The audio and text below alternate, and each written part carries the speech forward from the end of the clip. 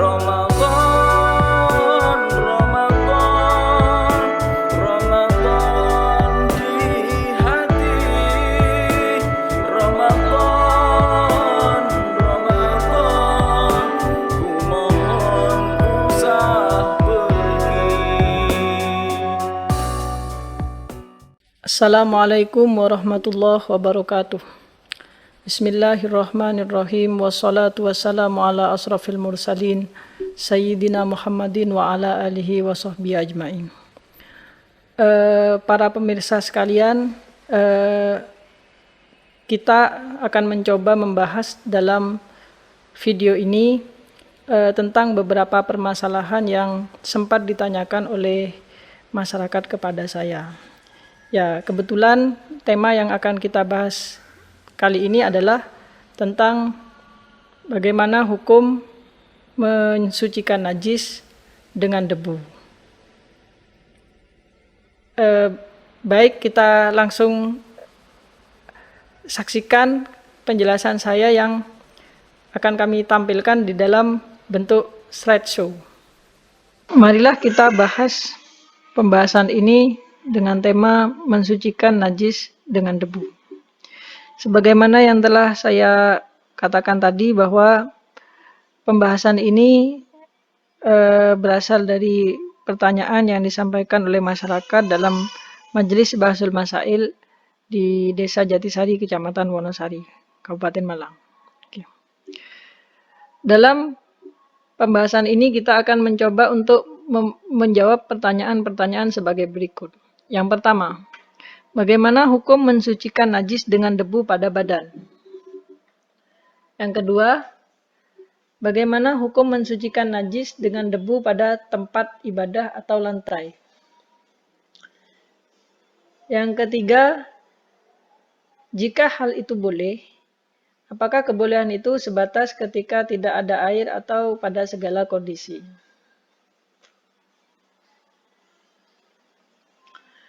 Marilah kita sekarang mencoba meninjau dalam kitab Mughni Muhtaj juz 1 halaman 43.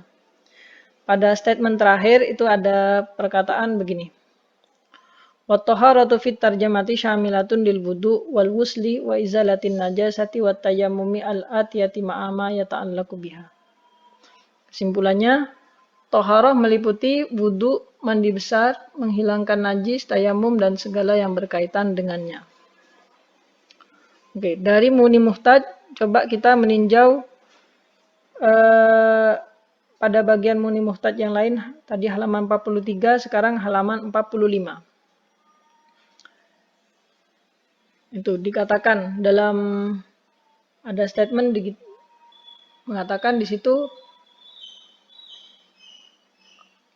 wa kharaja bidzalika al-khillu wa nahwuhu wa ma la yudkaru illa muqayyadan kama marrah. Tuh. Nah, di sini lalu penulis menyebutkan beberapa min alatit tathhir, alat untuk bersuci, yaitu turabut tayammum, ya, debu untuk bersuci, wa hajarul istinja, dan juga batu, wa adwiyatud dibau, wa syamsu wan nar, warrih wa wairiha. Ya, itu ya. Salah satu dari macam-macam alatut tathhir, alat untuk bersuci, di situ disebutkan ada debu, batu, adwiyatud dibau, alat-alat untuk menyamak, wasyamsu, matahari, wanar, api, warrih, wa wairiha. Jadi api, angin, dan sinar matahari itu bisa mensucikan najis. Kita coba menuju ke Mughni Muhtaj juz 1 halaman 142. Kita perhatikan statement terakhir. Wa kharaja bil muhdis wa ma dzakaruha wa ma dzukira ma'ahu al mutanajjis, ya. Terkecualikan bil muhdis dengan orang yang hadas, wa ma dzukira ma'ahu, dan apa yang disebutkan bersamanya adalah apa yang dikecualikan, mutanajjis, sesuatu yang kena najis. Fala yatayammama lin najasati, maka seseorang tidak boleh bertayamum untuk menghilangkan najis. Li'anna tayammum rukhsatun, karena tayamum itu adalah rukhsah. Fala yatajawaz mahalla wurudiha, maka tidak boleh melewati batas-batas tempat di mana dia itu diperuntukkan. Kesimpulannya adalah bahwa Mughni Muhtaj juz 1 halaman 42 itu menyatakan tidak boleh tayamum untuk najis. Oke, sekarang kita menuju kepada Muhaddab juz 2 halaman 239. Itu dikatakan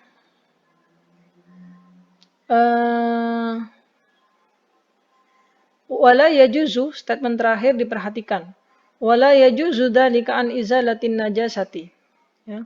Tidak boleh dzalika, tidak boleh tayamum itu an izalatin najasati untuk menghilangkan najis. Li'annaha taharatun, karena itu adalah bersuci, fala yu'maru biha lin najasati, maka itu tidak bisa untuk digunakan membersihkan najis. Ya. Intinya tayamum tidak boleh untuk hadas kecil, tayamum boleh untuk hadas kecil dan hadas besar.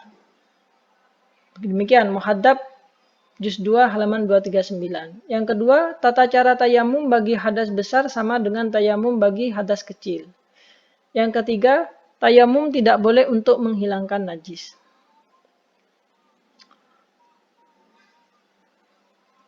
Oke. Sekarang kita menuju ke Majmu' Syarah Muhaddab. Kalau tadi Muhaddab, sekarang Majmu' Syarhul Muhaddab.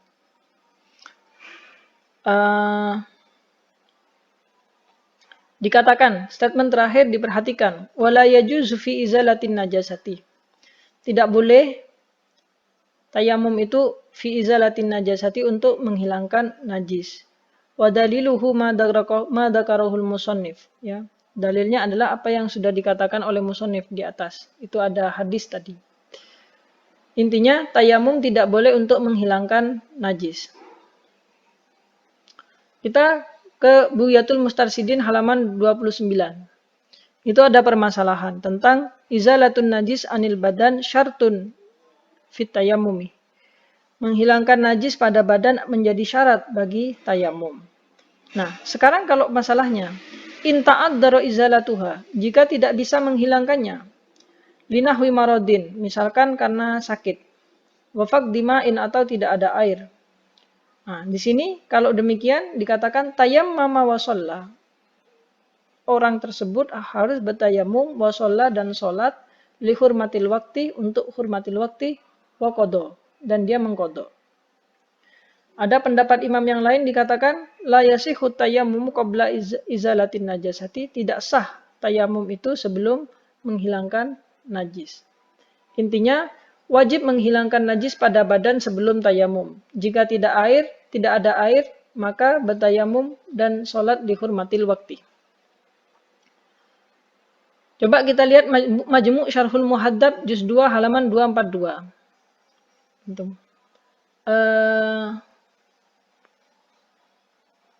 Itu dikatakan Sufyan Ats-Tsauri, salah seorang imam madhab yang 13, Auza'i, dan juga Abu Tsaur. Sama, Abu Tsaur juga sama, salah satu di antara imam madhab yang 13, tapi sekarang sudah tidak ada. Mengatakan bahwa boleh tayamum untuk menghilangkan najis. Najis dibasuh dengan debu dan boleh sholat. Itu dikatakan, Kana Tsauri wal Auza'i wa Abu Tsaur yaqulun yumsahu maudu'un najasati biturabin wa yusalla. Tempat ibadah itu boleh dibasuh dengan turab, dengan debu, wa yusalla, dan kemudian di situ bisa ditempati untuk sholat. Dikatakan pendapat ini adalah pendapat dari Imam Syafi'i. Namun, penulis kitab Majmu' Syarhul Muhaddab itu mengatakan bahwa qaul jadid dari Imam Syafi'i ketika di Mesir tidak menyatakan bahwa tidak boleh tayamum untuk najis. Oke. Dari Majmu', tadi sudah Majmu' Syarhul Muhaddab yang sudah rata-rata itu kitab Syafi'iyah, kita menuju kepada fikih sunnah. Kita tahu bahwa fikih sunnah ini Sayyid Sabiq itu fikihnya itu tidak menentukan dia madhab apa, gitu ya. Cuman dia itu membahas tentang fikih itu dari koridor hadis. Itu dikatakan di situ dikatakan bahwa najasah itu jika ada najis pada bagian bawah baju seseorang itu, maka dia bisa menjadi suci ketika dia diseret, sudah berjalan untuk beberapa meter dan ngelembreh ke tanah. Jadi tanah yang lain itu tanah yang satu membersihkan tanah yang lain. Ya, itu ada riwayat dari Ummu Salamah dikatakan, qala Rasulullah sallallahu alaihi wasallam, yadhuruhu ma ba'dahu. Ya, bumi itu mensucikan najis dari yang sebelumnya, maksudnya gitu. Jadi bumi yang setelahnya mensucikan najis dari bumi yang setelahnya. Jadi misalkan kita sandal. Ketika kita memakai sandal, lalu sandal itu terkena najis, kita bawa berjalan setelah beberapa meter, kira-kira najisnya hilang, maka itu sudah dihukumi suci. Intinya, dikatakan dalam fikih sunnah ini bahwa debu dapat mensucikan najis. Dari fikih sunnah kita kembali ke Mughni Muhtaj juz 1 halaman 142. Ya. Untuk menjawab apakah kebolehan mensucikan dengan tanah itu keringanan apa memang hukum asal? Azimah, hukum asal, ataukah dia rukhsah, keringanan? Nah, jika dia keringanan, maka dia tidak bisa dipakai dalam segala kondisi. Hanya ketika kondisi tidak bisa memakai air saja. Kalau dia bukan rukhsah, maka dia boleh dipakai dalam kondisi normal. Nah, Mughni Muhtaj mengatakan wa huwa rukhsatun. Tayamum ini adalah rukhsah. Wa qila azimatun, meskipun ada yang berpendapat bahwa dia azimah. Rukhsah itu adalah ma taghayyara an su'ubatin ila suhulatin ma'a baqa'i hukmil asli. Itu kalau dalam usul fikih. Jadi yang namanya keringanan itu hanya bisa dipakai ketika kondisi normal tidak bisa dipenuhi. Ya. Intinya tayamum adalah rukhsah, keringanan dan tidak mengharuskan qadha. Dari pembahasan-pembahasan itu kita dapat menyimpulkan satu, najis di badan tidak bisa dibersihkan dengan debu berdasarkan qaul di Mudhadhab Majmu' yang tadi. Yang kedua, najis pada pakaian atau tempat boleh dibersihkan dengan debu berdasarkan fikih sunnah dan Mughni Muhtaj yang terakhir tadi. Nah, kebolehan memakai debu pada pakaian atau tempat sebatas jika tidak ada air saja, atau ini dinamakan dengan rukhsah. Nah, seperti tadi sudah dijelaskan bahwa rukhsah itu hanya boleh dilakukan ketika kondisi normal tidak bisa ditemui. Demikian. Ya, demikianlah penjelasan dari kami yang sudah kami simpulkan tadi. Semoga bisa memberi pemahaman dan bermanfaat bagi kita semua. Akhirul kalam wa aqibna anil hamdulillahi rabbil alamin. Assalamualaikum warahmatullahi wabarakatuh.